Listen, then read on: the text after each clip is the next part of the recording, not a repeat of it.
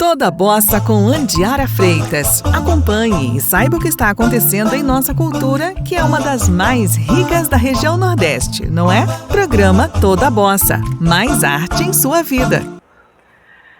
Começando mais um programa Toda Bossa. Esse programa é feito para a Web Rádio em torno do Parque, exibido na sexta-feira às 20 horas, com reprise no sábado ao meio-dia na TV Metropolitana. Sejam todos bem-vindos. Meu nome é Andiara Freitas, eu sou cantora e esse é um programa sobre arte potiguar. Estou aqui com um grande jornalista, mas que também é escritor, está lançando um livro agora, né? Seja bem-vindo, meu amigo Cassiano Vidal. Andiara Freitas, que satisfação estar com você. Olha, admiro muito. É até estranho, né? Não acho estranho, eu acho legal isso, sabe por quê? Porque eu acompanho desde o primeiro programa, desde o Toda Bossa com a Andiara Freitas, e já acompanho um pouco o seu trabalho, já há bastante tempo aí, o seu trabalho com o samba. E conheci a professora de marketing também, né? Cassiano. Então eu sempre admirei o seu trabalho, acho você uma pessoa obstinada, acho você uma pessoa que trabalha sério e que procura com o seu trabalho levar um pouco mais de coisas boas para a sociedade. Eu acho que isso é importante. E você também é por aí também, né? Cassiano tem um programa que quem não conhece deve conhecer na TV Metropolitana, que eu participei várias vezes, e outros amigos artistas também, no programa diversificado, né? E a gente conversou muitas vezes sobre muitas coisas nos programas dele, por isso que eu tô dizendo que eu tô achando estranho, mas também porque além disso, né, eu conheço Cassiano antes da televisão, né? A gente já cantei no restaurante que ele tinha, no Espaço Gourmet lá em Ponta Negra, e antes disso, né, na imprensa. Mas eu queria saber sobre esse seu trabalho, né, que você escreveu. Eu já conheço a história, mas quem nos escuta e nos ouve, eu queria que você me contasse aí como foi que ele surgiu. Olha, é muito interessante. Eu gosto de escrever. Eu sou jornalista desde 1977. Eita! Faz muito tempo. Eu comecei na redação do antigo Diário de Natal, com muita gente boa que ainda está aqui, que ainda está trabalhando com a gente, mas também com alguns até que já subiram, já foram para o andar de cima para ficar como estrelinha iluminando a terra lá. Então vamos lá. Foi aquela necessidade de se ocupar para esconder ou para suprir ou para vencer o medo. A gente entrou na pandemia no dia 20 de março, no isolamento, distanciamento social, com regras muito rígidas, no dia 20 de março de 2020. Eu entrei, o primeiro dia eu achei que eram umas férias forçadas, muito legal, muito bom ficar em casa uns dias. Cheguei em casa, abri uma garrafa de vinho, bebi, aí bebi mais porque não tinha que trabalhar depois. E na ressaca me arrependi muito, porque depois de ligar para vários parentes, vários amigos, depois de falar com as pessoas mais próximas, as mais queridas, aí eu vi que a gente não podia nem se visitar naquele momento. Aí eu digo, nossa senhora. Aí comecei a ver o noticiário da televisão, as coisas, e isso foi gerando em mim um medo, uma ansiedade, da vontade de querer sair, de conviver de novo com as pessoas, e principalmente todo aquele ambiente muito, digamos assim, de caos, me levou a ter medo de morrer. Ora, mas a gente não pode ter medo de morrer, porque a única certeza da vida é a morte. Mas eu tinha medo de morrer isolado, sem porque nem você me mora despedir. Só, né? Eu moro só, sem nem me despedir das pessoas que eu mais amo na vida. Seria terrível uma situação dessa. Mas o noticiário que existia nos jornais, na televisão, em todos os lugares, era dizendo que a gente ia pegar o vírus e ia morrer. Não tinha tratamento que servisse, não tinha vacina na época, não tinha nada, então quem pegasse o vírus ia morrer. Eu moro sozinho no 7º andar. Eu tinha medo de sair na minha varanda achando que ia pegar o vírus e que ia morrer. Dormi muitas semanas com a porta do apartamento aberta, só escorada, sem passar a chave, para não dar trabalho se eu morresse e fossem tirar meu corpo de lá. Olha como a mente da gente cria as coisas. E de repente aí dentro dessa situação de caos, eu chamo no livro de o pandemônio de informações. Dentro desse pandemônio eu digo, eu tenho que cuidar de mim. Como é que eu vou fazer para cuidar de mim? Aí comecei a rezar, a orar. Uma oração que eu já faço há mais de 20 anos, uma oração diária, muito simples. Aí eu comecei a rezar de manhã, de tarde, de noite. Lá pelo terceiro dia, assim, ainda com medo, segundo, terceiro dia, eu comecei a fotografar o pôr do sol. Criei coragem, ia na varanda, fotografava o pôr do sol e voltava, trancava a porta. E comecei a publicar nas minhas redes sociais, nos perfis das redes sociais. Por quê? Porque não sei se o subconsciente disse ao consciente, faça isso. Mas era como se fosse um recado de criar uma rotina diária, de me apresentar ao mundo, as pessoas do meu mundo, do meu universo, e no dia que eu não publicasse aquilo, me procurem, para as pessoas sentirem falta e me procurarem, porque talvez eu estivesse precisando delas. Sabe? Gente, quando ele me contou isso a primeira vez, eu fiquei horrorizada, porque eu acompanho as redes dele, né, e não todos os dias, porque às vezes não dava, eu não tava online, mas eu vi um pôr do sol belo, e quando ele me contou o significado, assim, poxa, eu não entendi esse recado dele, vai que, né?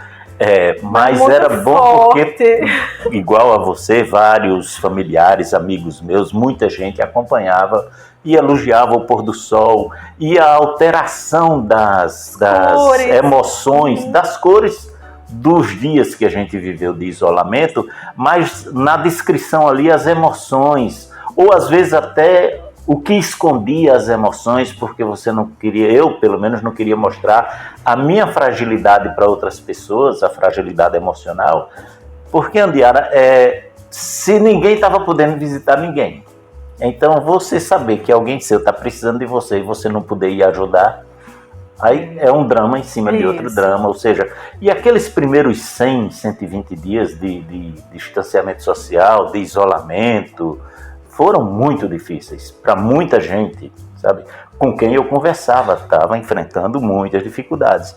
E aí depois de começar a publicar o pôr do sol, aí depois de rezar bastante, eu digo, olha, peraí, estou melhorando. Depois de cuidar do espírito com orações, digo, agora eu vou cuidar da minha cabeça. Aí parei de ver televisão, os telejornais assim que assustavam a gente. Sabe, o pessoal cavando covas nos cemitérios para enterrar a gente, porque ia morrer. As previsões iniciais eram catastróficas mesmo, assim, sabe? Não só para o Brasil, não só para Natal, para o Rio Grande do Norte, mas o mundo inteiro.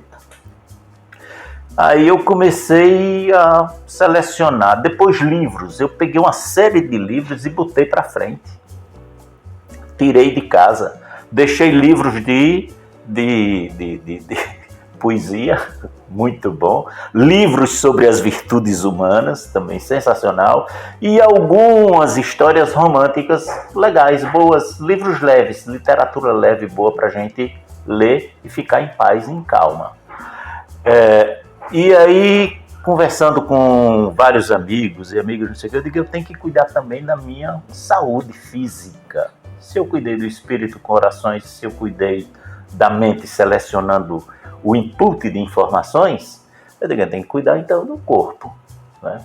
Aí foi tão bom, porque aí eu consegui reduzir, naqueles 3 meses e alguns dias, eu reduzi mais de 10 quilos do meu peso. Já estou recuperando. A ansiedade, a gente volta a trabalhar, volta a enfrentar os mesmos problemas do dia a dia, vai se alimentando mal de novo e recupera o peso.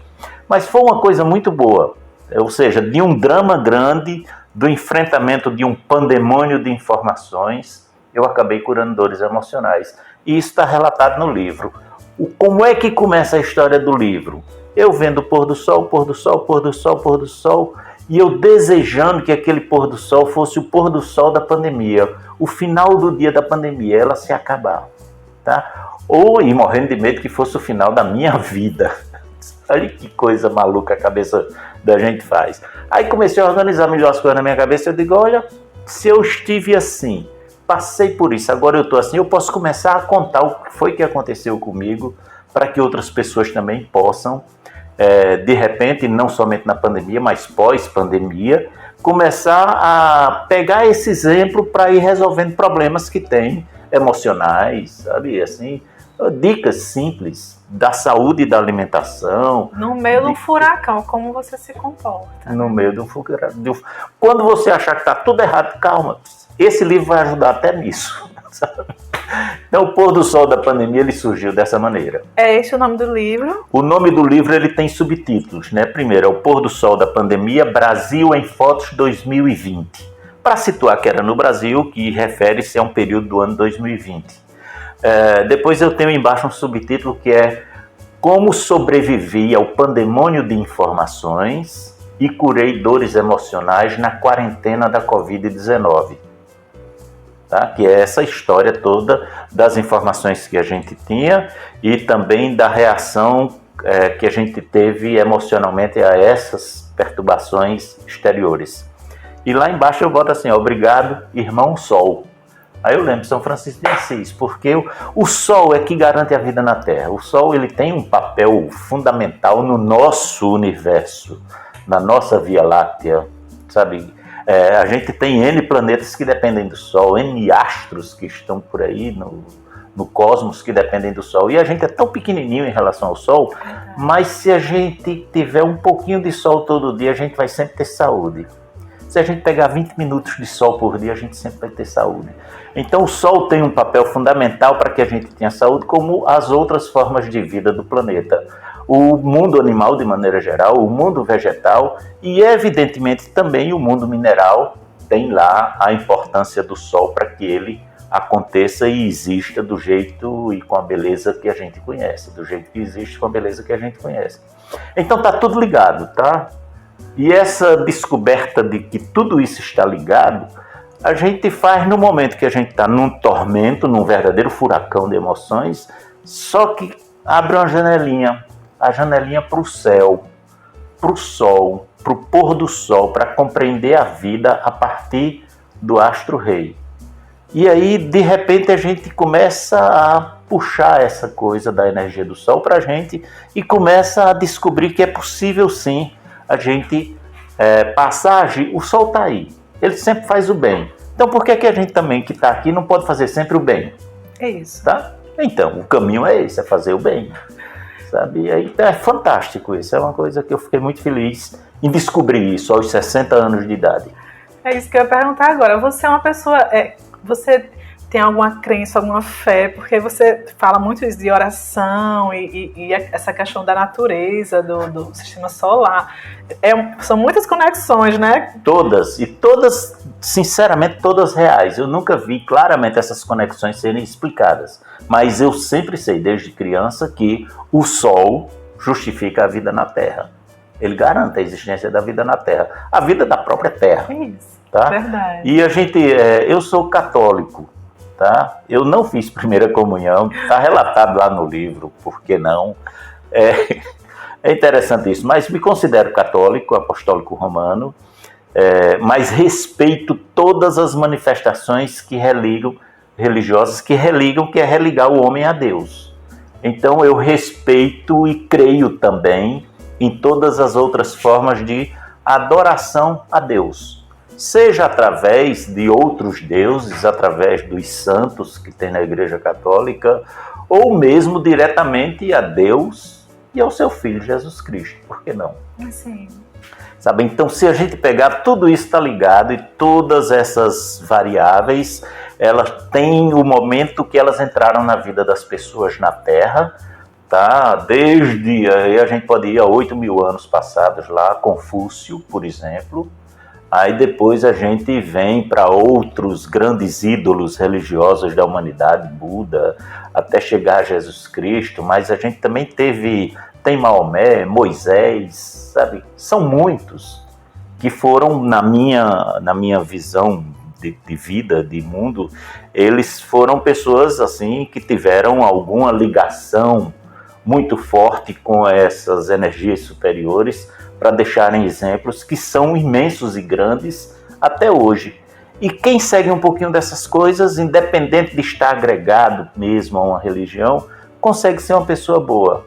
E se você consegue ser uma pessoa boa, você consegue fazer o bem. Se consegue fazer o bem vai e o bem vem. Vai e volta pra gente. Um dia desse eu estava lhe entrevistando, né? E agora volta, né? Mas o interessante, eu até falei isso na outra entrevista que eu tive com o Carlos Enzo, assim, que eu não me sinto entrevistadora, eu me sinto conversando com amigos, né? O Cassiano, antes de ser artista, e de eu também ser artista, ele é meu amigo. pessoa que eu já acompanho aí há muito tempo, que a gente tem uma relação de gostos afins, né? E aí eu queria falar sobre isso. O que você gosta, além de estudar, se você tem tempo, ou de estudar não, de escrever, né? O que você gosta também de fazer? Eu gosto de ler, eu gosto de conversar. Eu gosto muito de conversar. Olha, se for conversar numa mesa de bar com música e uma bebida, aí não tem horário para terminar. Se for no terraço da casa de um amigo, se for no terraço de uma casa, numa varanda de uma casa de praia. Há poucos dias eu visitei um escritor daqui do Rio Grande do Norte, na casa dele em Pirangi. Há poucos dias que eu digo, já naquele arrefecimento que teve a pandemia em dezembro, que todo mundo disse, tá começando a liberar tudo, e depois teve o recrudescimento da pandemia e fechou de novo. Mas em dezembro eu visitei o Dr. Bernardo Celestino Pimentel em Pirangi, cheguei ao meio-dia, a gente foi beber vinho, parou quase 4 horas da manhã, tocando violão, ouvindo música, Roberto do acordeão passou lá, porque não falta assunto, falar de coisas boas, falar de exemplos bons, falar sobre o que as pessoas têm de bem e de bacana e que merece elogios, não se esgota. Eu acho que você revelar as virtudes humanas, sabe? Eu gosto muito de estudar sobre as virtudes humanas. Você revelar essas virtudes que você identifica nas pessoas é um caminho que não tem fim. Ou seja, quanto mais você conversa sobre isso, Andiara, mais você descobre que tem para conversar. Mas a gente fica bem falando de coisas boas, né? Aí fica tudo bem. Isso aí mesmo. Fica à vontade, fica completamente à vontade. É aquilo que eu digo, você nunca lhe vi beber, mas eu bebo, gosto de vinho. Às vezes bebo uma cerveja também, mas eu acho interessante isso para acompanhar uma boa conversa. Eu não gosto da embriaguez, eu não gosto de exagero, eu gosto de conversar.